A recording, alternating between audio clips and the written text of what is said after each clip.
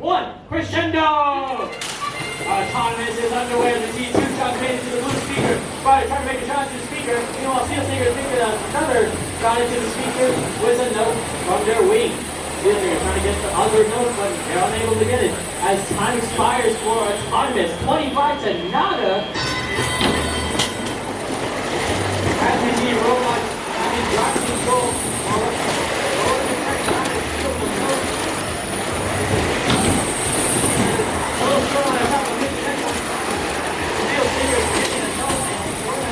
And they make it.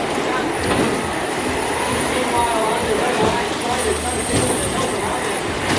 Make the note, or the hand shot more likely. And they do make it. TitanBot, which is got a line up there.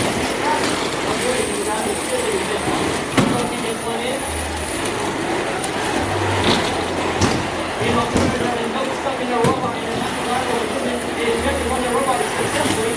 Now, about there, still bigger. 33 to 9%. There's 1 more remaining. After this collision in the midfield, TitanBot is in the stable for the rest of the match. All is hard, all right, and light seems that the robot is stable. Actually, the other robots with the blinking are so light.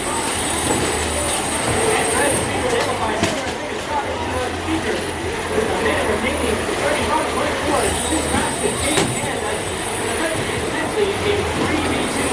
Still alive in this game. Steel Singer are racing to get those notes all around them. There's a few people in there that they will keep on stealing a note from the red source. Using an area that the red source is prevented. Meanwhile, it is suggested that the red source with all 3 red line robots trying to get notes. Reject the notes across the reversing up field. Now, Steel Singer, third, 7 seconds remaining. It is the fourth match vote, 45-30.